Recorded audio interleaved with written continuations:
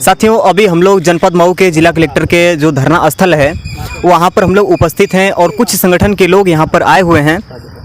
तो क्या है मामला, हम लोग बातचीत करने के बाद हम लोग जानेंगे। तो क्या परिचय है सर आपका? प्रेमचंद नायक, मैं इस ज़िले का भारतीय बेरोजगार मोर्चा का जिला संयोजक हूँ और पूर्व लोकसभा प्रत्याशी भी रहा हूँ। अभी जो वर्तमान 2024 में जो चुनाव बीता है उसका मैं प्रत्याशी रहा हूँ। तो अभी आप लोग जनपद मऊ के धरना स्थल पर उपस्थित हैं और ये तमाम कार्यकर्ता आए हुए हैं, केवल ज्ञापन देने के लिए ही आ जाए हैं। तो किन मुद्दों को लेकर के आप लोग यहाँ पर उपस्थित हैं? हम लोग इस देश में बेगुनाह मुसलमानों के ऊपर लगातार इस देश के ब्राह्मणवादी सोच रखने वाले संगठन, उसका नाम लिया जाए तो आरएसएस, बीजेपी, बजरंग दल, हिंदू दल, ये जितने भी ब्राह्मणवादी संगठन हैं उनके द्वारा बेगुनाह मुसलमानों पर लगातार अन्याय अत्याचार हो रहा है। और धर्म के नाम पे, गोकसी के नाम पे उनके साथ मॉब लिंचिंग करके उनको जब तक मार रहे हैं जब तक वो मर ना जाए। इसके विरोध में हम लोग राष्ट्रीय मुस्लिम मोर्चा के माध्यम से और भारत मुक्ति मोर्चा के माध्यम से पूरे देश में हम लोग ज्ञापन देने का काम कर रहे हैं।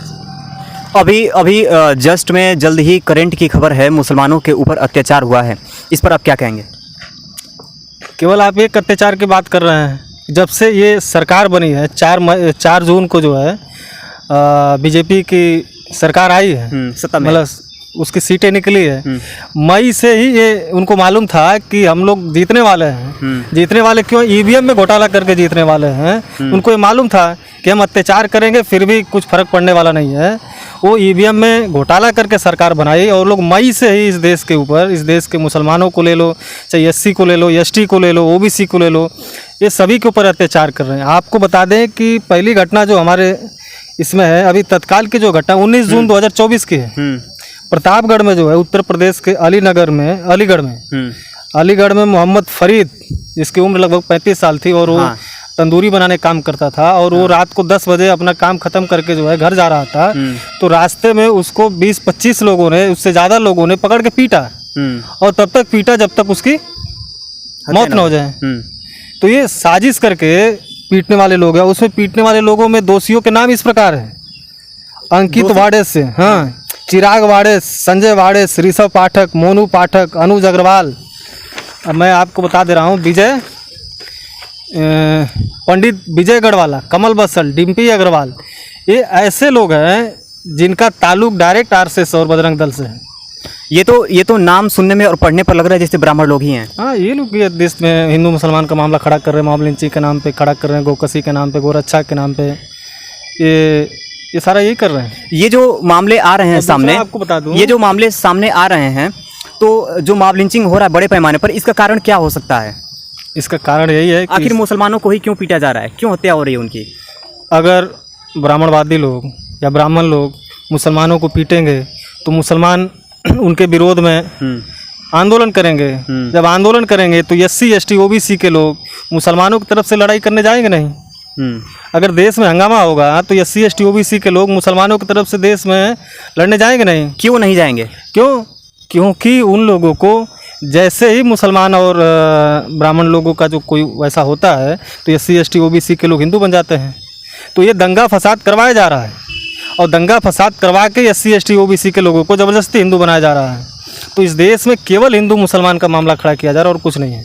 तो हिंदू क्यों बनाया जा रहा है, इसको आप बताइए। पहले सत्ता में आने के लिए ब्राह्मणों का वर्चस्व स्थापित हो, इस देश में ब्राह्मणवाद सरकार स्थापित रहे, इसलिए हिंदू बनाया जा रहा है। हिंदू के नाम पे कोई अधिकार नहीं है संविधान के अंदर, एससी, एसटी, ओबीसी के नाम पे संविधान के अंदर अधिकार है। तो जैसे ही ब्राह्मण लोग एससी, एसटी, ओबीसी के लोगों को हिंदू बनाएंगे उनके अधिकार समाप्त हो जाएंगे और ब्राह्मणों का जो 90% 95% कब्जा है शासन प्रशासन में, देश की अर्थव्यवस्था पे, वो कब्जा बरकरार रहेगा और एससी, एसटी, ओबीसी के लोग उनके गुलाम रहेंगे।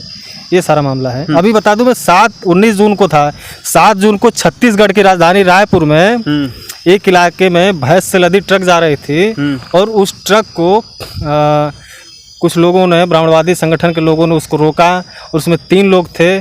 3 लोगों को बेरहमी से पीटा, 2 लोगों की मौत हो गई और एक आदमी भाग गया, उसका भी अस्पताल में इलाज चल रहा था, उसका भी 11 दिन के बाद मौत हो गई। तो जो भैंस को ट्रक में लेके जाया जा रहा था, क्या काटने के लिए लेके जाया जा रहा था या फिर क्या था? सरकार परमिशन दे रही है। इस देश में 5-5 फैक्ट्रियाँ हिंदू लोग चला रहे हैं और मुसलमानों को गौकसी के नाम पे पीटा जा रहा है।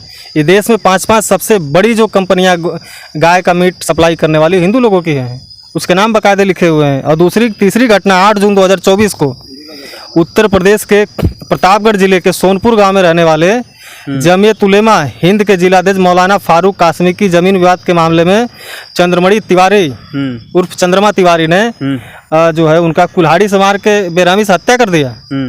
ये मामला है। और चौथा जो 11 जून 2024 को मुरादाबाद जिले में जो है एक मौलाना थे, उनके ऊपर 4 लोगों ने हमला करके उनकी हत्या कर दिया। और फिर 28 मई 2024 को उत्तराखंड में समीर उप सिद्धार्थ चतुर्वेदी ने कुरान के विरोध में वीडियो बना के अभद्र टिप्पणी किया इस्लाम पे। ये सारा मामला चल रहा है। छठा जो लखनऊ में अकबरपुर नगर में पिछले 76 सालों से लोग वहाँ रह रहे हैं। सरकार उनको बिजली दे रही थी, पानी दे रही थी, टैक्स ले रही थी, फिर भी सरकार ने उस जगह को अवैध घोषित करके उसकी बनी हुई सारी मकानों को तोड़ डाला। ये सारा अन्याय अत्याचार चल रहा है। और फिर 5 जून को हिमाचल प्रदेश में ऊना जिले में कपड़े की फेरी कर रहे एक मेरठ का आदमी था, मुस्लिम युवक था, वहाँ के लोगों ने उसको फेरी करने वाले को पीट के मार डाला। अभी तक पुलिस कार्रवाई नहीं कर रही है। साथियों, ये सारा मामला ये इस देश में ब्राह्मण लोगों की चाल है, ब्राह्मण लोग कर रहे हैं। ये सभी जितनी घटनाएं आपने बताया, क्या सभी की सभी घटनाएं करने वाले और उसको अंजाम देने वाले क्या ब्राह्मण लोग ही हैं? ब्राह्मणवादी संगठन के लोग हैं।